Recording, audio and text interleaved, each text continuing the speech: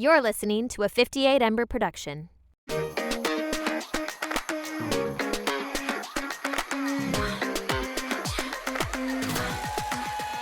Howdy there, folks. Welcome back to another episode of the Completely Fucking Clueless podcast. My name is Audrey TT. And my name is Sarah Alice Liddy, and we both use she, her pronouns. I was going for ASMR vibes. Did it give ASMR vibes? It was giving an interesting vibe. Yeah, okay. Interesting doesn't mean good. Interesting means bad. And, you know, I don't disagree. You know, it's funny because you always say, like, howdy, folks, like, da-da-da, and you kind of, like, have this, like, tone. And I feel like I sound like a 2016 YouTuber. I'm like, welcome back to the Completely Fucking... I mean, I sound like an insane person the rest of the time. I hold it together for those 3 seconds. Just, you know, trying to maybe trick someone in our intro. Yeah, I into love thinking it. that I'm cool. Hey, guys. Howdy. How we doing? I feel like it's been a hot second since we've all been together. I agree. All of us here in my apartment together. Yeah. It's because, like, we are such professional podcasters that we've been, you know, batch recording so many. No, it's because we have to, honestly. We have to. Like, so that we don't have the result of the weeks where we've not had an episode. Literally. Like, we've had to. Like, it was in the fall time where we realized that, like, we were kind of starting to run with, like, our head cut off, like the chicken. That's the phrase, right? And like and we had to, like, kind of pull it together. And now, like, I feel like every couple weeks we have, like, a couple weeks where we really just, like, batch a lot of episodes. That gives us time to, like, kind of take a break and then come back to it. But also, I think just, like, the nature of, like, our schedules and our jobs, like, and how things, like, align. So we're actually recording 3 episodes today. We are. This is the first one. This is the first one, and this will get to be the most chaotic one because it's just us. Absolutely. We have guests in the other ones where we have to, like, kind of pull it together.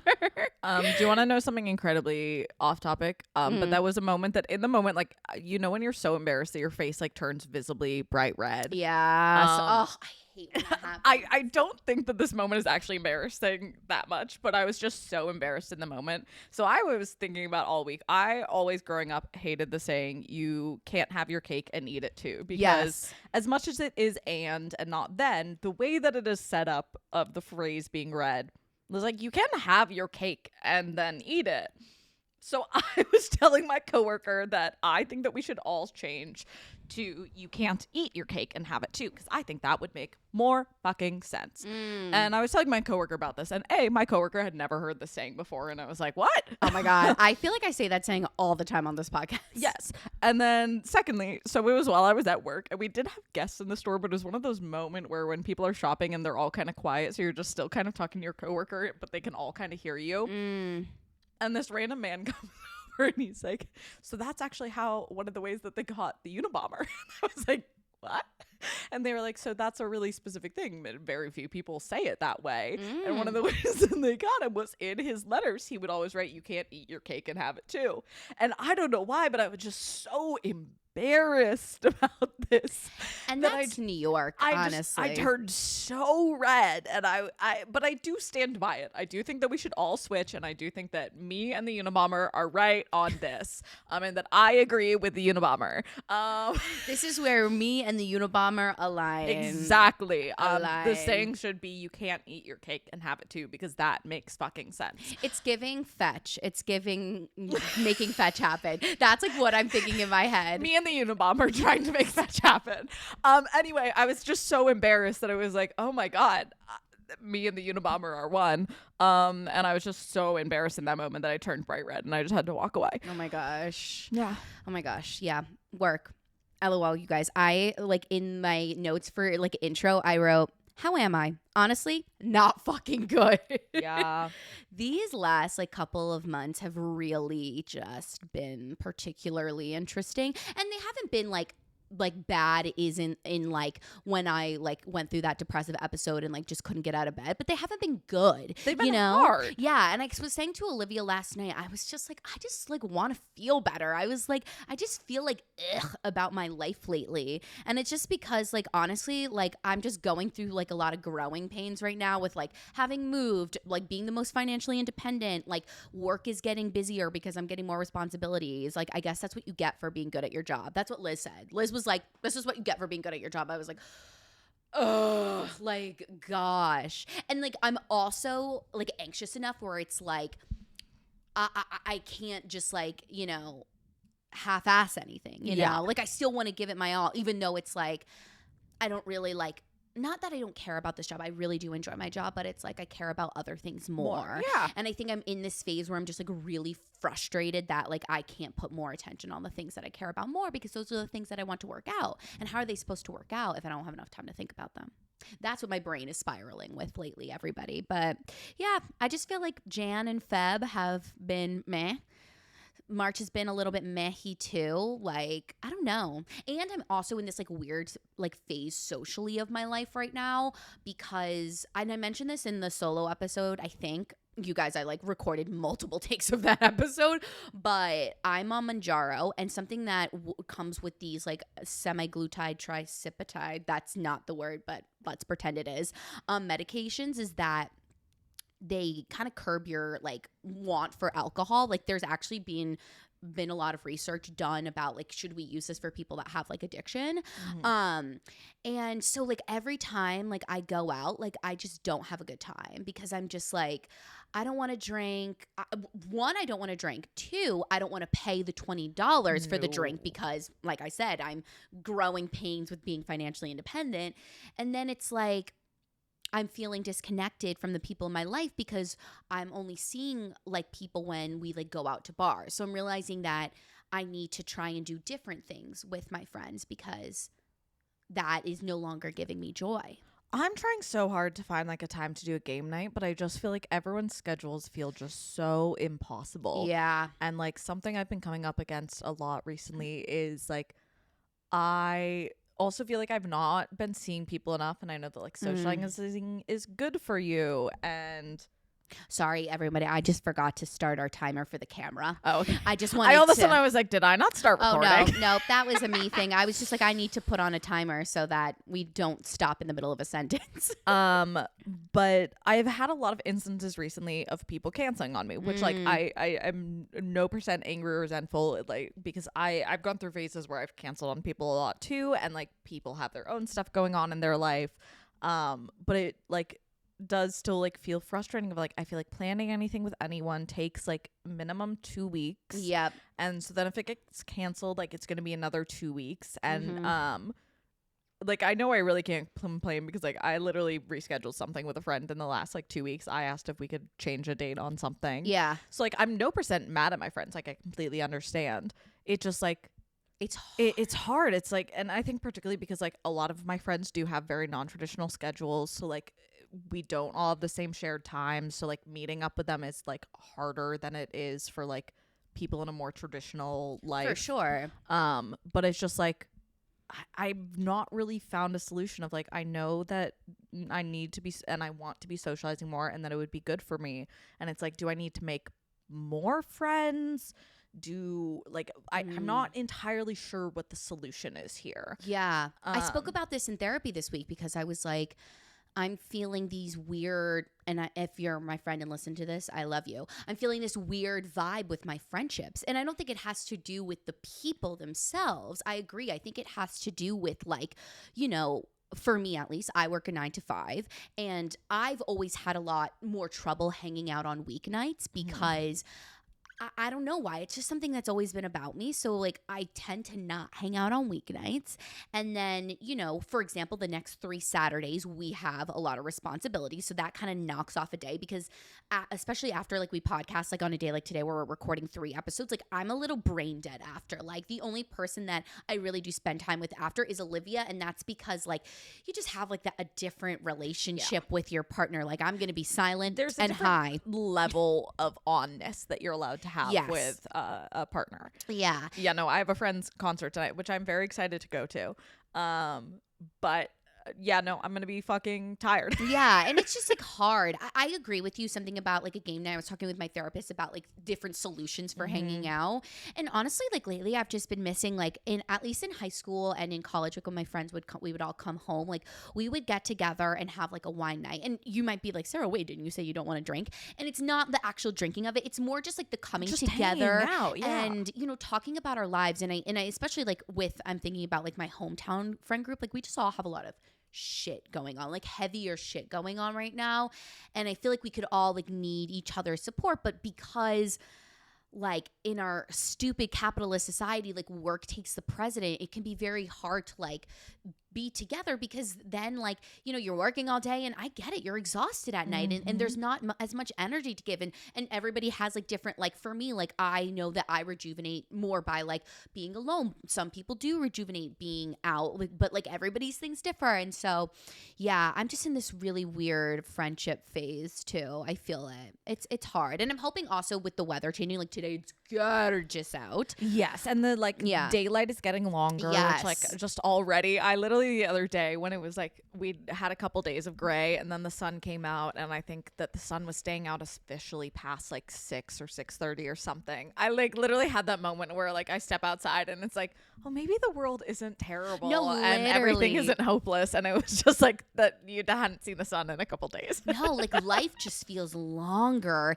and like it's just so, and yet so incredibly fast. Like, I know. I literally had to, the other day when I was writing the date on something at work, I had to double check with my coworker to be like, we're in the year 2024, right? And they were like, yeah. And I was like, that just still sounds like a fake year. Like, Yeah. I just can't believe that's the year. like we're coming up, this May will be officially the 3rd year post-grad, and then we're entering like senior year post-grad, which is so crazy to me. Bonkers. Like the fact that like the next birthday I have, I'll be 27, which is just like so weird. I'm really, this is a thought that just came to me when you brought up the senior year thing. I'm really hoping to have sort of a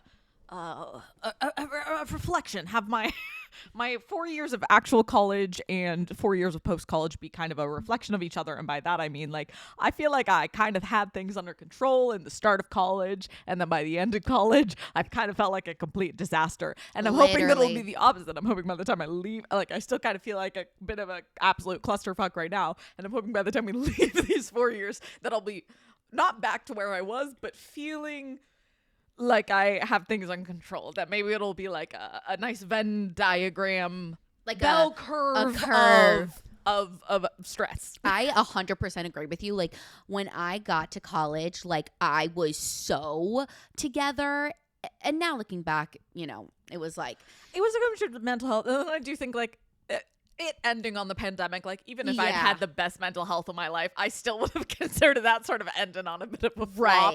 Right. Like I feel like junior, senior year, and even like our freshman year post-grad don't count, because the world was truly erupting. Yeah. And I don't think my mind has really processed that until now. No, none of ours are.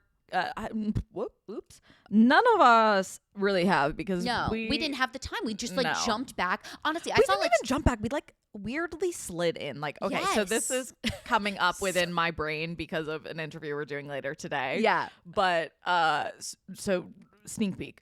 But within a book that we've talked about previously on the podcast, I'm trying to not give away what the interview is. I know. They talk it's about not coming out till mid-April. I'm sorry, you guys. Yeah.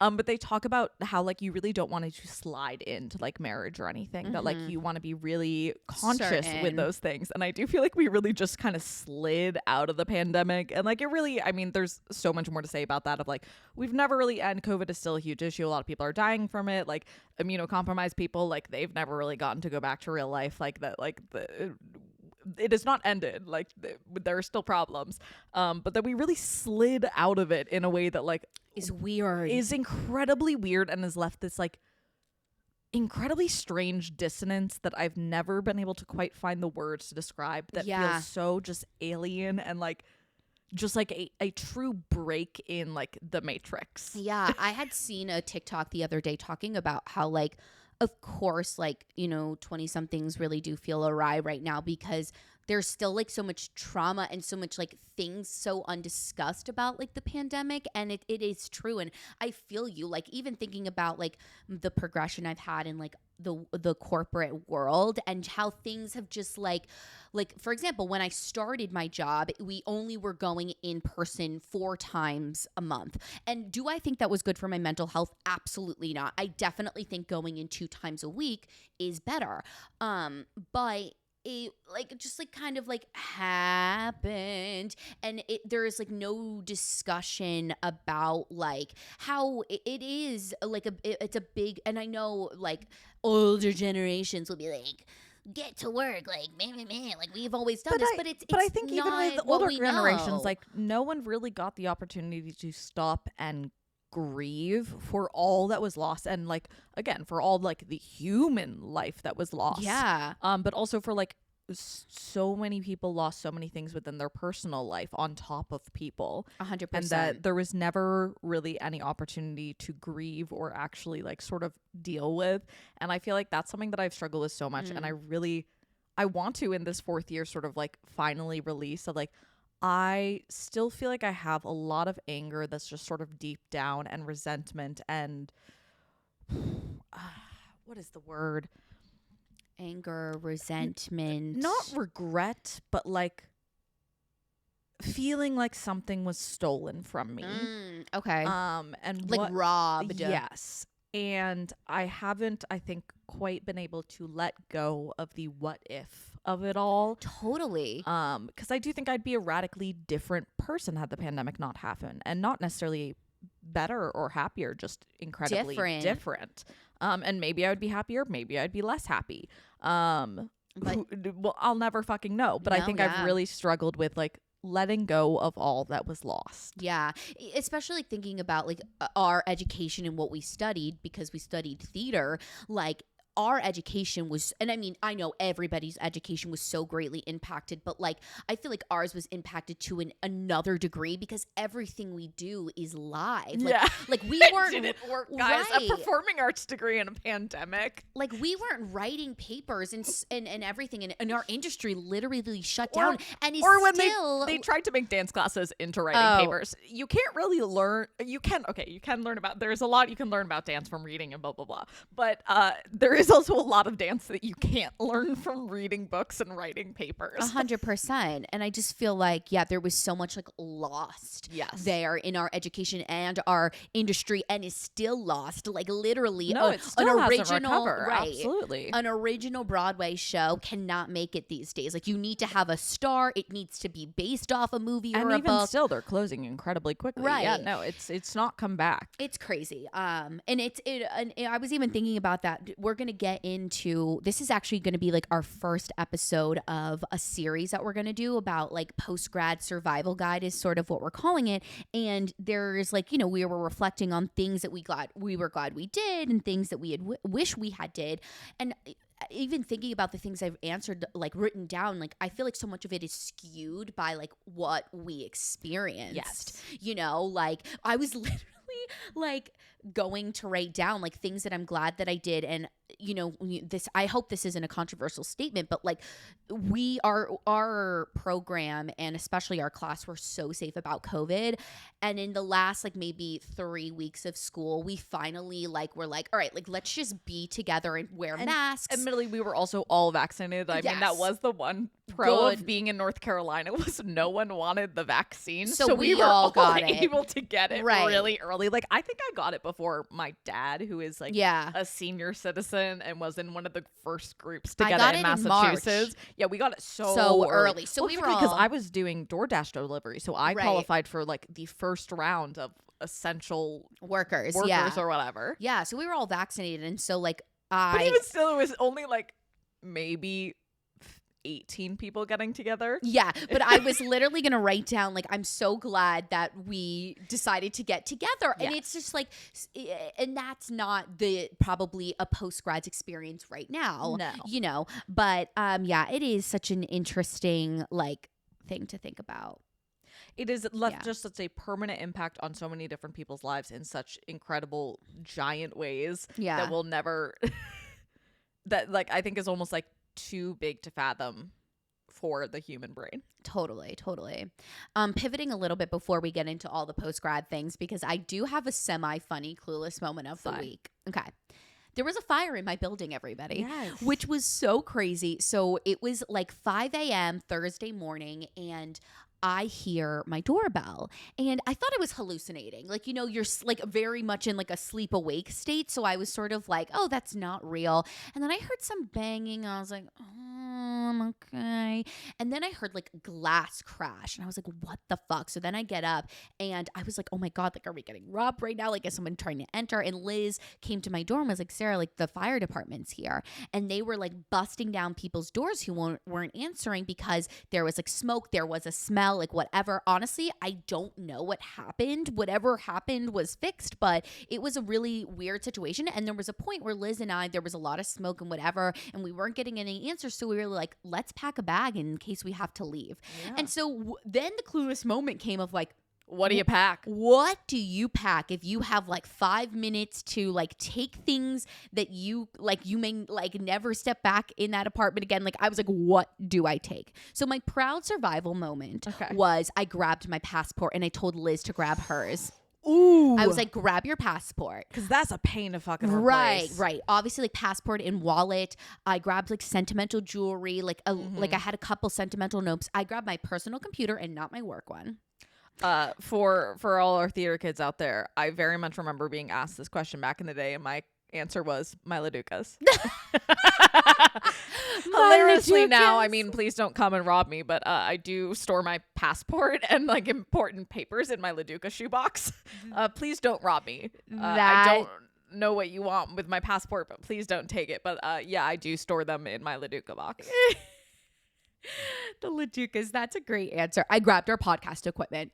Important. I was like, that shit was expensive. Yeah. Even though I do have it insured. I also grabbed, what did I grab? Yeah, my wallet, my charger. I grabbed an extra outfit. I grabbed tons of underwear. Honestly, yeah, absolutely. Yeah, I was just like filling it with random shit. It was so like weird. It was a weird moment in my life where I was just like, wait, nobody prepares you for this moment. Like, if you had a second to grab something, like, what would you grab? I don't remember what movie it is, but there is some movie where I don't know, the main character is dating someone and the person they're dating is supposed to be the bad guy kind of, and they talk about she talks to some other love interest about like, what would you grab if there was a fire, and she like I think pulls a fire alarm to test what her boyfriend would take. And he like grabs like their electronics and whatnot. And as much as like within the movie, that's like, he doesn't care about family and real things. That's fair. There's a lot of important information on there. I also like, I get it. There's a not even just important stuff, but like personal stuff. A photo like, yeah, I am going to grab my phone and my computer. A, those are very fucking expensive. Yeah. And B, those are important things. I would grab other shit as well. My teddy bear. I'm grabbing that bitch. Build-A-Bear Workshop. Period.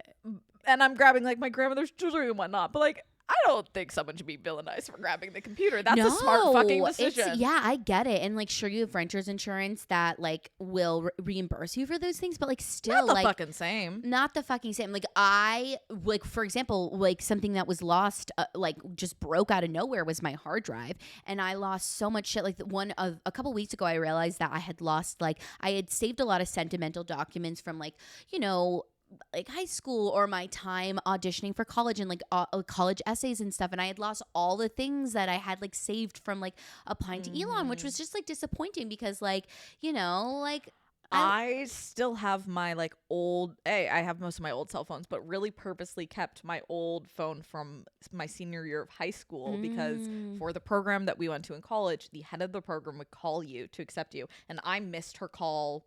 I don't remember why. And there was a voicemail, not where she accepted me, but where she was like, will you give me a call back? And I did convince myself within the moment that it was like, maybe she's calling me to reject me. I wasn't confident that she was going to accept me. But I hang on to that phone so that like I could listen back. And now, Millie, I haven't listened back to that voicemail in probably like 4 years now. Yeah. But I'm glad that I could access it if I would like to. Yeah, Olivia kept their old phones, and on them, like, there's like things that in our relationship, I actually used one of the old phones for a concept for work the other day. So I have it. It's so tiny. It's like this big. But yeah, it was a crazy moment, and it just like sparked this like, holy shit, like what would you grab kind of a moment. Yeah. Yeah. Do you have any Clueless moments? We were just talking about how fucking expensive laundry is. That was a huge like, why is laundry so expensive. Can someone explain it to me? Like, I don't get it. Okay, here's the thing. We were talking about this beforehand, and I was like, I feel like it's a scam. And do you know what makes me feel like more that it's a ripoff and it's just a scam that we all just don't have another option, so we all just have to deal with it? Is I have so many times seen TikTok videos come up of people like, you know, those people who are like, here's how much I made as like having a vending machine or a laundry machine. Oh, I've never seen those. I don't like them, and I always skip them because I find them fucking annoying. But I do see them come up a decent amount, and it's always a weird vibe. Anyway, because they're upcharging for it, yeah, right? Absolutely. Yeah, no. I'm just like the fact that, like I was saying to Audrey, the fact that you pay $2 for 30 minutes. I pay $3. Whoa! Oh my God, $3. Okay, so like so you're paying between $2 or $3. All of my clothes gets fucking bleached, and in ways that I don't want. That really sucks. Like I have never, knock on wood, have never had that issue, but that fucking sucks. My like I'd be first pissed. 2 years here I didn't, but this last year, all my fucking clothes are getting giant fucking bleach spots on them, and I am angry. Absolutely not. No, I mean, most of the time, like today, like I because I don't live that far away, like I just do my laundry at home because I don't want to pay for it. No, whenever I go home, I only pack dirty clothes.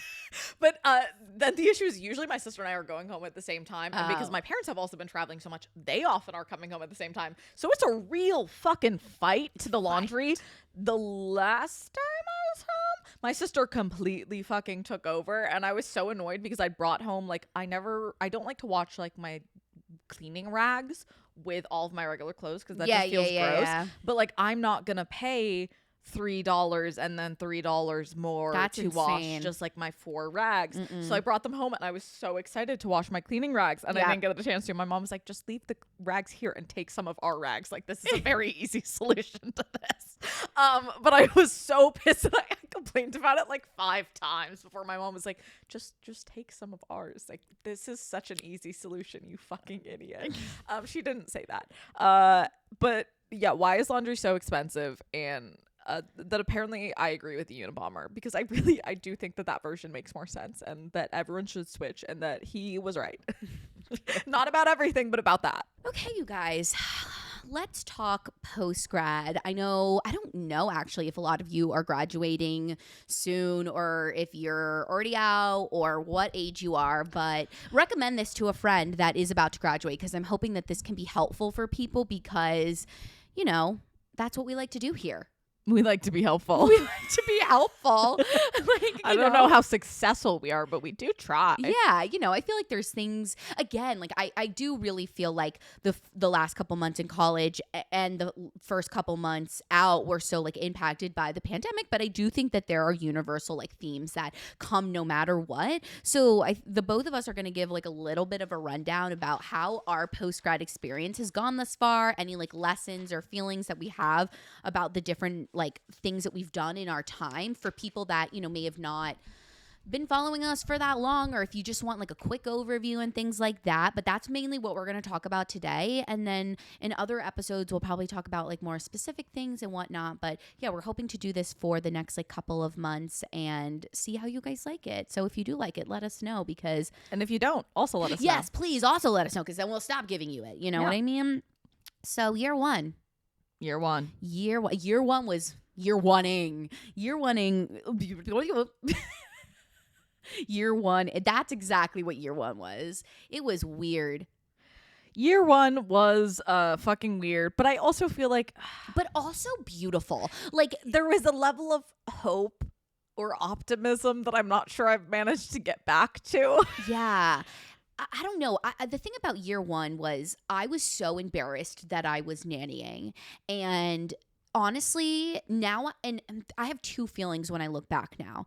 I have this one feeling of like gratitude, because I'm very grateful for all, like, I think about year one and I'm like, I just wish I could go back and have all that time, especially right now when I'm just like so busy between all the different work streams I have. I'm just like, the things I would do to go back to being a part-time nanny when I was living off my parents' dime in their house. Like, you know, it was the freedom in that way, right? Where I wasn't taking on so many like adult responsibilities. We had so much time to devote to this podcast. Like, I don't know if you guys remember, we were like busting out TikToks like it was nobody's business. We were doing photo shoots and it was just like so much fun. And so like, like that is a part of year one that I loved so much, was like we really got to build this. And I think that is like the steady foundation that we were lucky to like have, because now when things are busier, like we already have so much like set up and done and established like between us.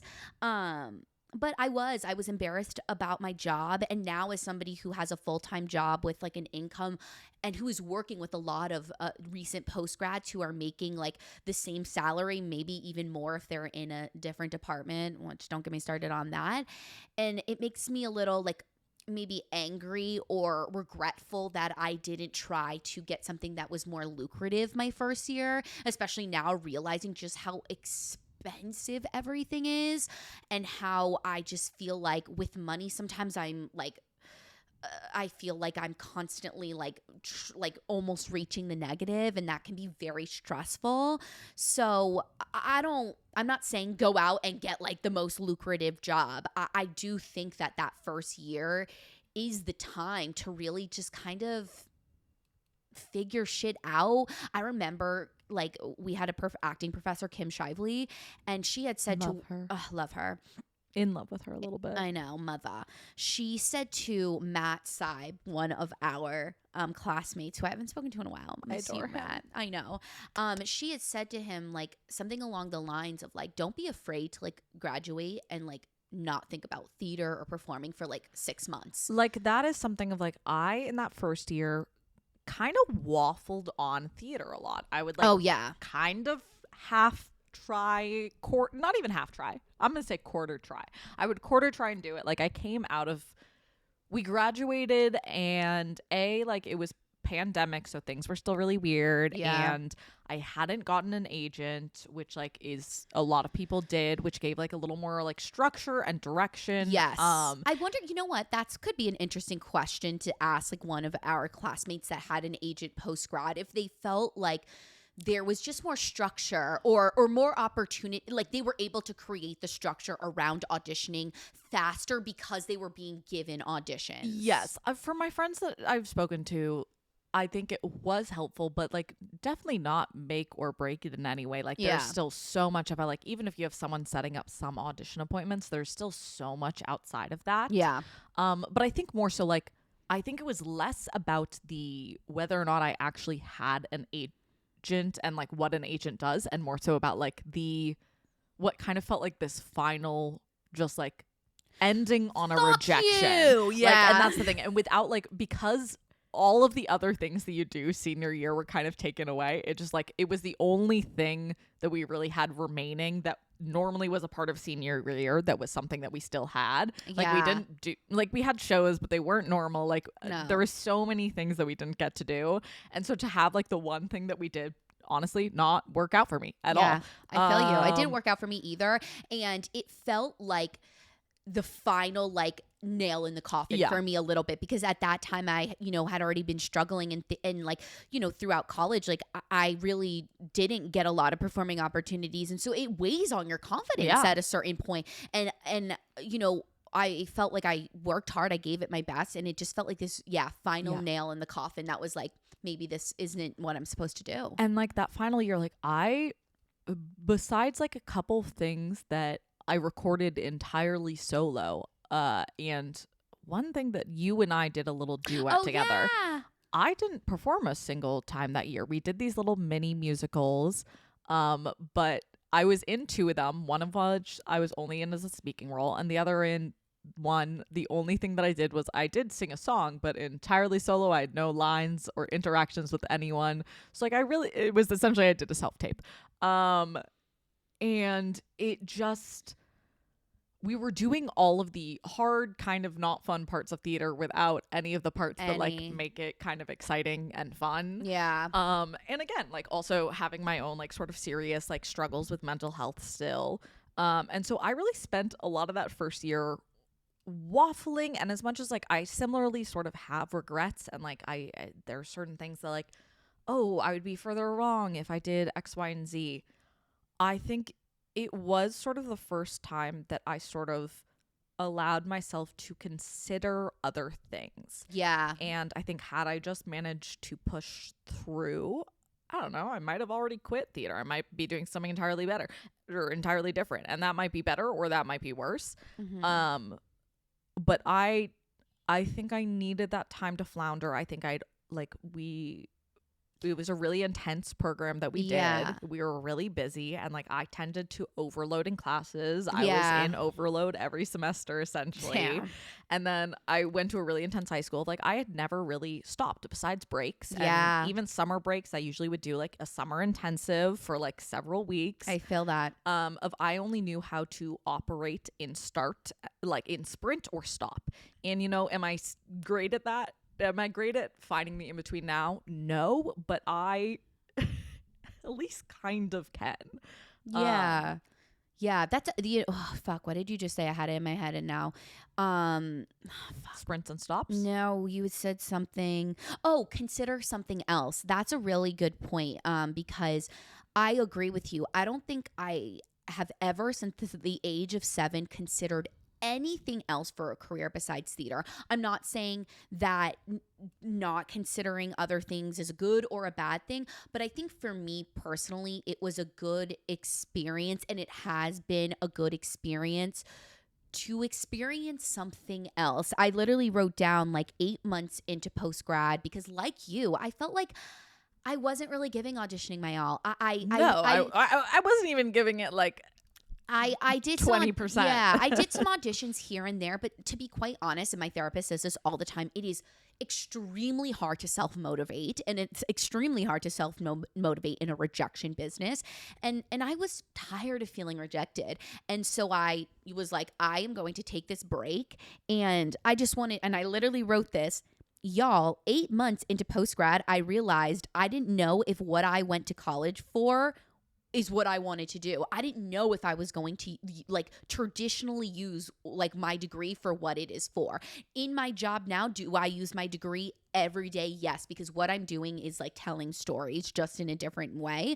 And again, I always say this, I never know if I will go back to theater, but I think if I do, I will be better for it because I experimented with something else, and we experiment with something else, all the time. Like that's the thing. I like, as someone who's like slowly back into auditions now, and like I'm definitely not going 100,000% full ham, but like I remember like through college and high school and everything, like before any sort of audition or doing any sort of performance of any type, like the amount of like just anxiety and like energy that it would cost me of just like even thinking about the leading up to it was so much. And like I audition now, and like I do still get nervous and like stressed, but like I don't feel like the world is ending, and like that is a place that I would not be at now had I not stopped and honestly floundered a bit.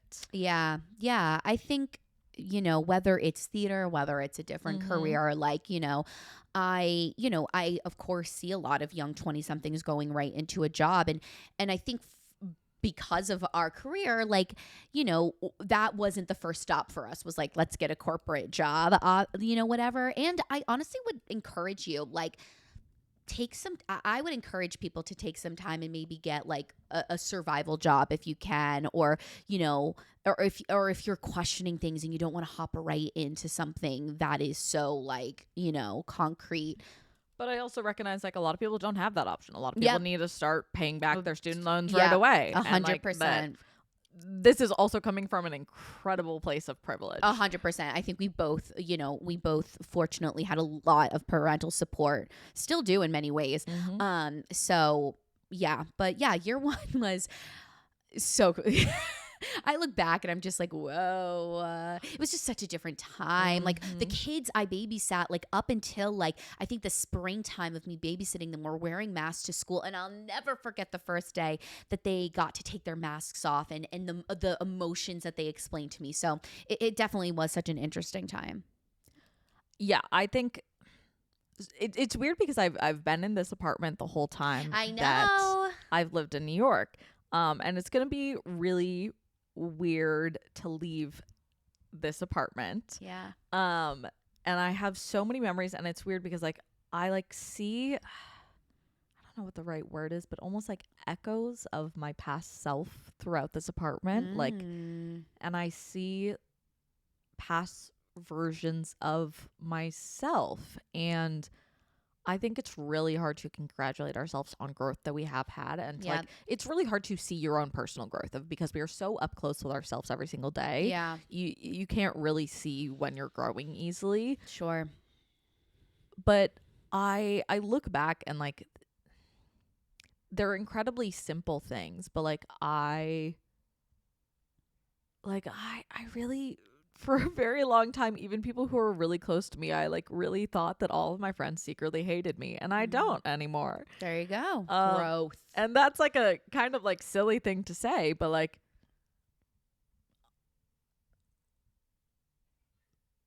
I feel, as much as like my life is not sorted by any means, like I feel better. It's going to get easier. Oh, like, 100%. My sister and Julia both told me like post-grad is going to suck. This like first year is going to be terrible. And it was really hard in a lot of ways. And I look back and like I kind of laugh at them because like it was all kind of so silly and ridiculous and felt like the end of the world. And part of this is, again, the interview that we have coming up. I just really can't. It just keeps all echoing in my head. But like, I promise you, it is going to get easier. It is. The more that you do it. And unfortunately, the only way for it to get easier is to continue doing it. Literally. I mean, I said this in the solo episode, and I feel like I really like emphasized this, is that you are capable of doing hard things. You know, like I know in the present you are worrying about it, but whatever the outcome happens as you move through life, you will figure it out, like, because you have to figure it out, right? You know, like my first year post grad, I was like, and by the time I had reached like February and I was like, I'm going to take a break from theater, I was like, what am I going to do? Like, what am I going to do next? I now have a job that I do like, even though there's times where you don't like your job. I've moved out of my house. You know, the things have happened, right? So be patient. And then sort of on the exact opposite of advice of that, on being patient, is make some choices. Yes. Make choices. That's a better word than be patient. I definitely stalled in a lot of ways. And as much as like some of that floundering was good, like you're going to feel better when you start making some choices and some commitments and doing things. And if you don't like it, guess what? You can change it. 100%. My Julia left her job. She moved to New York, tried out an entirely different field, and she didn't like it. And she moved back to Boston, and she has a new job, and she's very happy, and she's absolutely thriving. Example. Yes, Julia Perry. That's such a great example. But like, you're not going to start feeling more certain in things until you make some choices. Right. And some of them are going to be the fucking wrong choice. And that's absolutely okay, because guess what? You can change your mind. Right. And you can't learn unless you make a wrong choice. And it doesn't even necessarily need to be 100% wrong. Like, for example, like I do think that now that you say this, like when I was like, I'm going to take a break from theater, that was a choice, because for a while I was floundering. I was like, I just don't want to, address this. And then I was like, you know what? I'm going to stop this. And it let me move forward into something else. Yeah, you inspired me to like, I full stopped for like 6 months to a year. And I wouldn't be auditioning now and trying to do theater again had I not actually made the decision to stop. Had I kept half doing it, I think I would still be half doing it. Yeah, I agree with that. That's a really good point. And then like, I think for me, I took, my first internship in social media. That was like a choice and whatever. And I don't regret that choice. And it wasn't a bad choice. I just think it was a choice that didn't make me like 100% happy. But I learned a lot from that situation. I realized what I do like in this like social media world. I was like, I still want to be like the center of attention. Like I still want to be on camera, right? And so that like gave me the way to, sort of find the next job, right? So yeah, that's such a good point. I mean, and I think the person that we're talking to next, she talks a lot about making a choice, but I don't think I've ever really looked at it that way. Like, the world is going to feel scary and terrifying, and everything is going to feel all consuming and whatnot. And like, if you feel that way, I know it feels like you're the only one who feels that way. And again, these are very simple concepts, but like,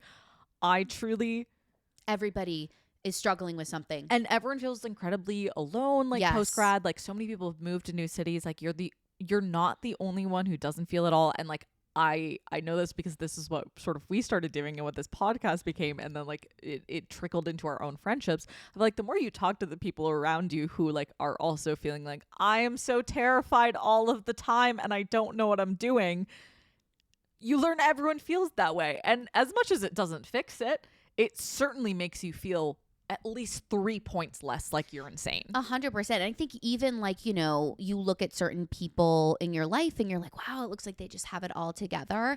And then like slowly but surely, like they'll like tell you that they really don't. And everybody goes through times where things are easier, and then there's times where things are harder. Like for me, the last couple of months, I was really riding a good, you know, while, and then it's felt like the last couple of months have been, you know, harder. And but it also makes sense to me why it's harder, and it doesn't make the situation easier. But I can say like, hey, like there's a lot of new changes in my life that are causing growing pains, that are making me, you know, have to do things for the first time, and it's uncomfortable. You know, you're gonna learn that there's a shitload you don't know of. Like I remember like there is a certain level in which like I don't know, when you're maybe like a junior or a senior in college, and admittedly this feeling for us I feel like was affected by the pandemic, but like you're top of the school, you're the oldest, you know everything, and then you're gonna get out into the real world and you're going to feel like you know nothing. And that makes fucking sense because the people that you're with have been maybe doing this for 40 fucking years of like, my dad is still working and he's 70. He has been doing this for 50 fucking years. Of course he's going to know more than you, the intern, because you've been doing this for like a year and a half. Right. And that's okay. You're lacking a lot of skills. Yeah. And it's going to be fucking hard because like as much as you're like kind of on your own in college and whatnot, it's very different out here, and it feels incredibly different. Right. And don't and like I feel like especially in this third year of post-grad that I'm learning, because I have like my first full-time job and I've never been in a corporate setting before. And whenever if you end up doing a traditional job or not, like know that it's going to take some time to like understand that job and the boundaries and the balance and the dynamics that come with it. I know something that I'm struggling right now in my job life is understanding like that I can say no to things, that like I don't just need to say yes, because to me, I thought I had to. I'm like, it's my job. But also I'm realizing that if I say yes to everything, then I have so many things on my plate and then nothing is getting done to the best extent. So it's really interesting. Like navigating the corporate world is so much like more like nuanced than I ever thought it was going to be. Also, most of the time, I'm not going to say all the time because I'm sure there are industries where this is not true. People aren't expecting you to know it all right out of college. In fact, they're anticipating you don't. Like no, they're really anticipating you don't. Even now at 25, like I look back and if I speak to a 23-year-old, I'm like, oh, child. Like, baby. And I don't mean that in a demeaning way at all. Truly, that is not my intention. But it's like, there's a lot you don't fucking know. And I don't mean that on any high horse. I know it because I'm actively trying to figure it out right now. And it's hard, but you do figure it out. Like, of course you do. Yeah, and I think it's interesting, like, we've been fortunate, and we're actually talking to another 30-something today, and it's really interesting to hear 30-somethings kind of, like, reflect on their 20s and even talk about the 30s and how just much more, like, they know and understand themselves, and, like, the really only way that they have come to that, like, inner peace is through, like, living life. Yes, truly, unfortunately, the only way out is through. And as much as it would be great if someone else could make another way to get through, literally, that's the only way. And I know that sounds really bad and scary, but like it truly, like everyone you talk to when you're older, it's like it gets easier. Like, and we've spoken about this a ton on the podcast of like, your life is incredibly structured for a long time. Yes. So of course, when you completely lose that structure and your life becomes different in every way imaginable than it's ever been, it's going to be very hard and it is going to be very scary. It's and jarring. Like, us saying that or saying that you're going to get through it doesn't lessen. Like, it feels incredibly scary and like incredibly foreign and impossible. Yeah. But you'll do it little by little. Yeah. And I think something that, you know, again, I've learned from the situation that we're about to go in. And guys, I feel so bad that I we know can't. it's like so it's annoying. so about like it's just so nuanced in this conversation, but that like our brains aren't working to keep us happy, they are working to keep us alive, and a lot of the negative feelings and thoughts we have are coming from our brain trying to fight to keep us alive. And so something that, you know, since I found this information out, is that like when I am being very negative or spirally about a situation, I'm like, okay, like this is my brain trying to like do its work to like keep me alive. And even though like it's not going to make the situation better, just know that like that is maybe not coming, it helps me knowing that it's not coming from my soul, you know. Yes, you develop skills and you eventually learn that like I promise you, you're not broken. Yeah. And I say that as someone who constantly feels like they're broken and beyond repair, and someone who I feel like even before they graduated, or at the very least immediately after graduating, I felt like I was someone who like I'd always been considered smart and high achieving and hardworking, and I immediately felt like, oh, I had all this potential and I've already failed and wasted it all, and that it is all hopeless. And that's not true. Yeah. And you eventually learn these skills to like give frame of reference to yourself. And it is going to be incredibly hard. And again, similar to not actually referencing, but like there's studies that show that like overall sort of life happiness and dealing with like anxiety and whatnot, happiness in life goes on a J curve, which means like it starts off when you're younger, like sort of generally happy, then it goes down for a while, and then it generally goes up basically for the rest of your life. It's gonna get easier. It is. But I feel like it's weird because I don't feel like adults very often talk about that like this probably isn't going to be the best point of your life, and I don't want it to be the best point of your life. Similarly to how like you don't really want to peak in high school, I don't want your peak to be when you're 25, because that's right. Because then when are you gonna go? Yeah, where are you gonna go from there? You've got like 60 years left. What are you gonna do for the rest of the fucking time? Like, literally, oh, that would be horrible. Like, you're gonna be fucking struggling and in the mud, and you're gonna keep growing, and your peak is gonna be way fucking later in life, because of course it's gonna be. Yeah, 100%. I had something helpful to say and then it left my brain. I'm sorry, everybody.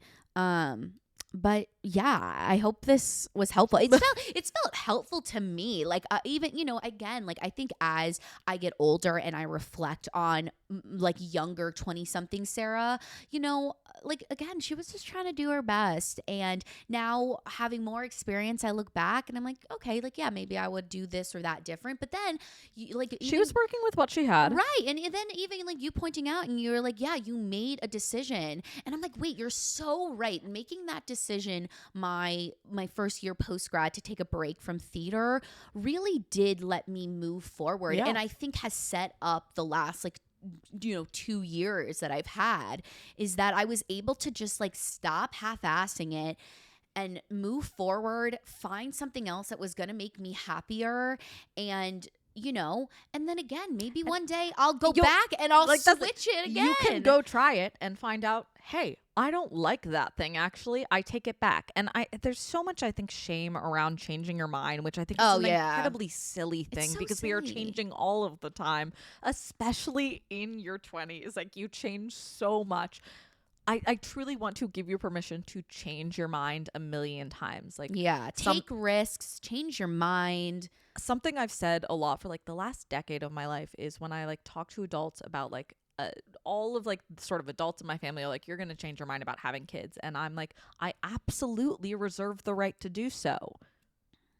Yeah, I can change my mind about that. I don't currently want them, but you are allowed to change your fucking mind. 100%. And I mean, like, maybe don't do it in a way that's like a dick about it. If you're about to marry someone, maybe don't the day of change your mind. Unless, you know, we could avoid that, you know, maybe. But it happens. You are allowed to fucking change your mind. Like, that is not a fucking crime. And like, that is not a loss. You learn so much in that. 100%.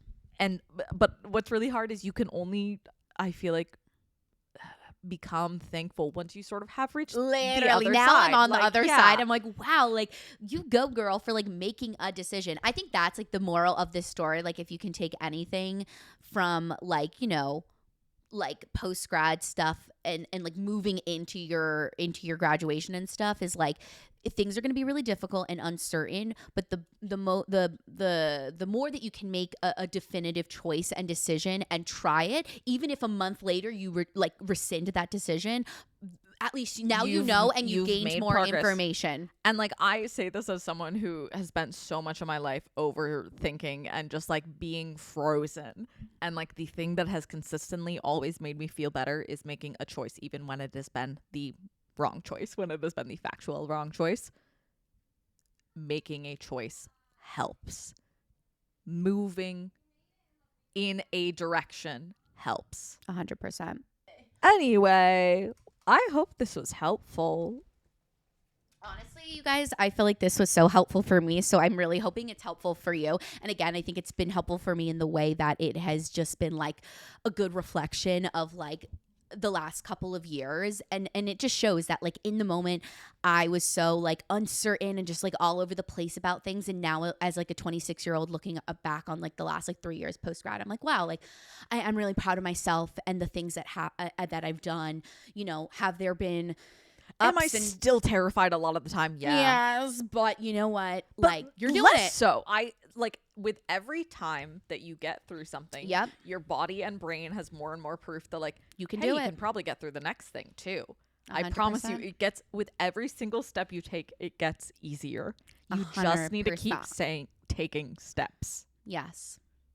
Okay, you guys. Well, this was our first rendition of this post-grad stuff. We're going to reach out to you guys for more, you know, what you want to hear from us. And your stories, yes, questions, yes. remarks. Yes. So, yeah. You guys can follow us on Instagram at Completely Fucking Clueless. And on TikTok and YouTube at completely FCKING Clueless. Woohoo, please subscribe. We would absolutely love it. We are trying harder on social media these days. So, Love us. love us. Anyways, have an amazing Tuesday. Have an amazing week. And don't forget to be motherfucking clueless. Ooh la la. Bye, you guys.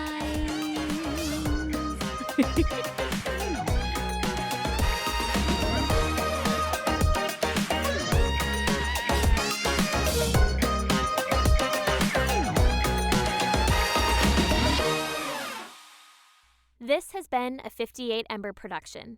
For more shows, please visit the 58 Ember channel, 58ember.com, or find us at 58 Ember Media on socials.